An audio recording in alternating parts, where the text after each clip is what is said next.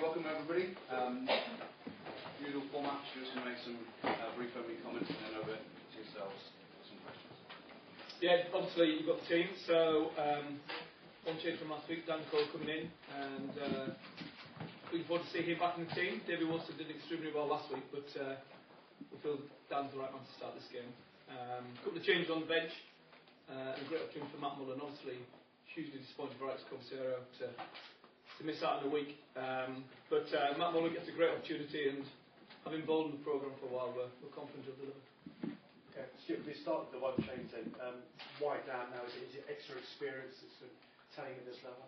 Yeah, I think so. You know, he's been around the team in every game I think I've been involved in, and he's started virtually every game. And yeah, we wanted his next experience to start, but we were delighted with David's contribution last week, particularly his ball carrying, which he's developed this season.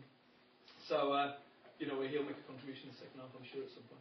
I must be relieved that Joe's come through his test okay, but just how much of a blow is it?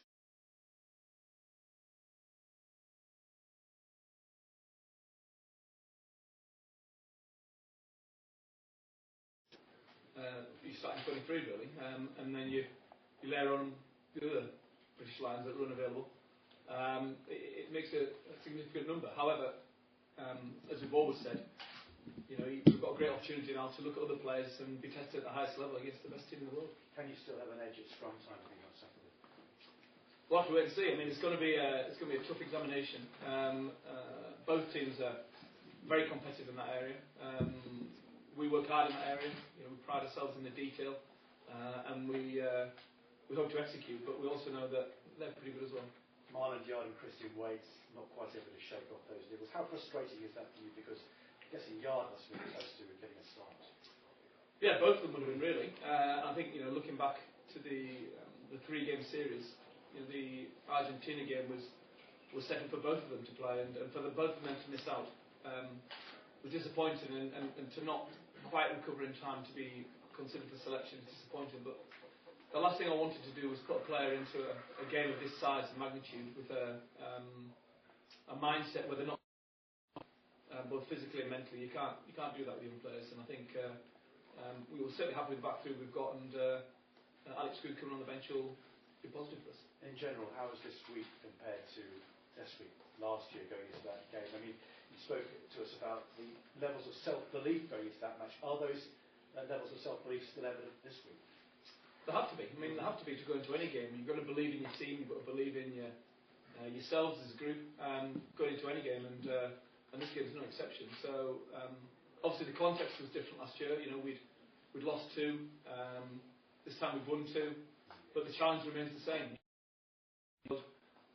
And you look at the quality of their team from 1 to 23, and the consistency of their results, and you know that it's going to be a formidable challenge, but one we're really excited about. And since that game, New Zealand have vowed to become less predictable, especially in attack. I mean, is that something are you expecting the unexpected? Yeah, I think when you play against the best team in the world, you know that that's going to be the case.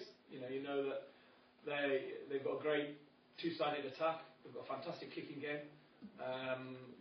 They play in the right areas, and they've got threats all over the field. So, you know, the challenge comes defensively in all shapes for us. But we're also pretty confident in our defensive system. You know, we know we've put pressure on teams in the past. We played against an Australian team who scored 18 tries in the last 4 tests, and we conceded 1 that was a soft one, and we made a potent Australian backline look a struggle for decent front foot ball. So, but you recognise the quality, but you gear your defence accordingly. Got to ask you about 100F obviously for Dan Carter, and what a wonderful career he's had, and what a great example he is to players on your side as well.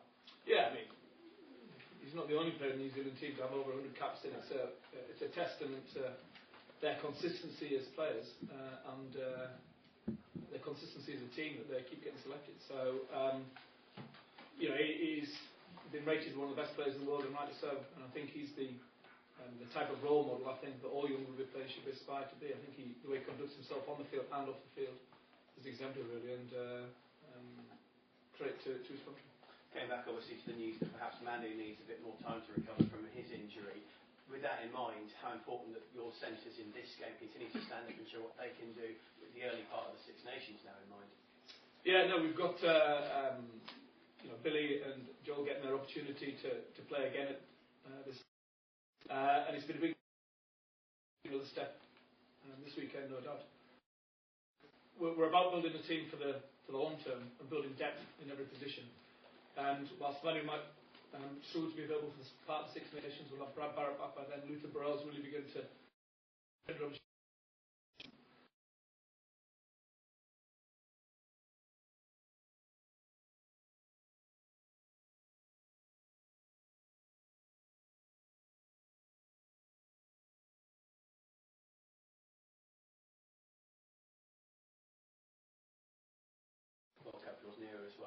Yeah, I mean, the whole context of building the team to try and win a World Cup is about momentum.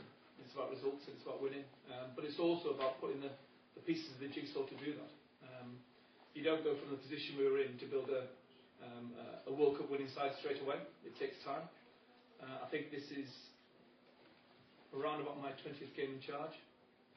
There's another 20 to go before the World Cup.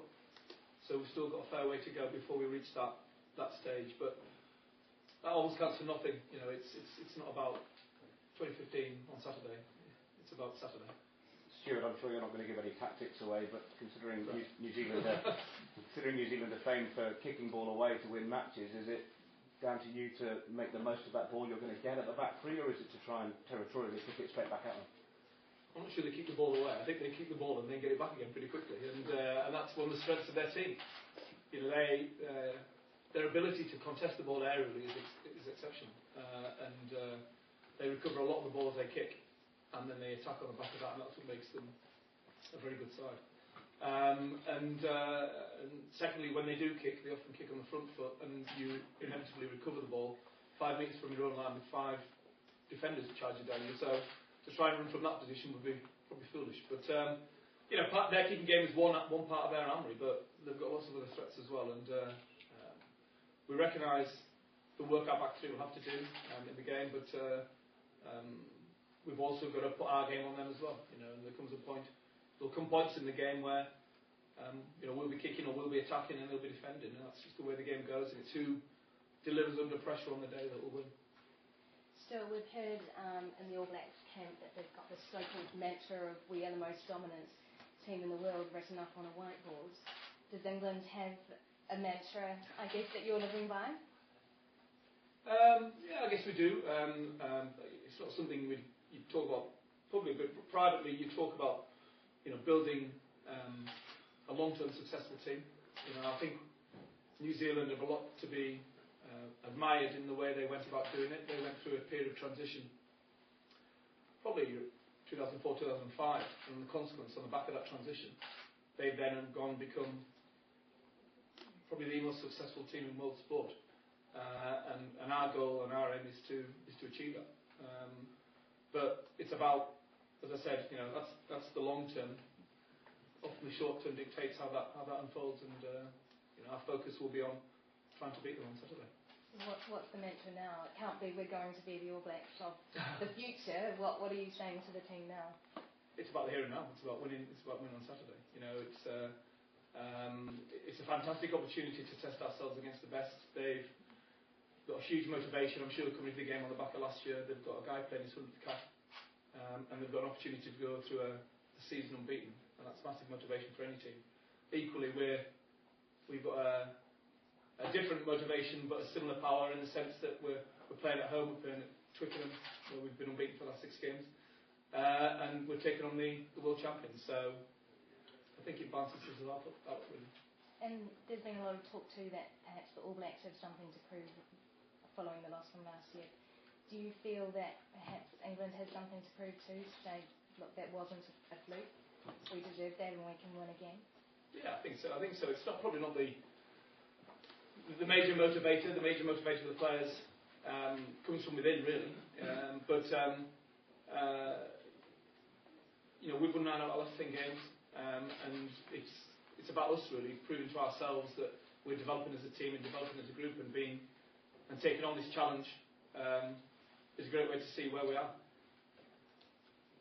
I just want to Stuart, had one very good first half and one very good second half, and you talked about trying to get that consistency. What have you and the coaches been able to do, or what have you said to them to try to get that consistency in performance? I think it's trying to get the players to understand in the heat of the battle the flow of the game, and what's working and what isn't, and sticking to the things that work, very obviously. So, you know, the first half against Australia, whilst people say it wasn't that good, we missed 3 kicks at goal that probably would have kicked under normal circumstances, and we conceded a soft try. But overall, Australia kicked the ball away a lot in the game, so there wasn't the same flow to the game. I think second half, the probably lesson learned from the Argentina game was keep doing what you're doing and keep playing with the same intent and attitude that we took in the first half. And I thought we went away from that a little bit in the second half. And that's a lesson to be learned. But when you've got a young team and you've got lads playing in single-figure caps, that's part of the learning curve. And the good thing was we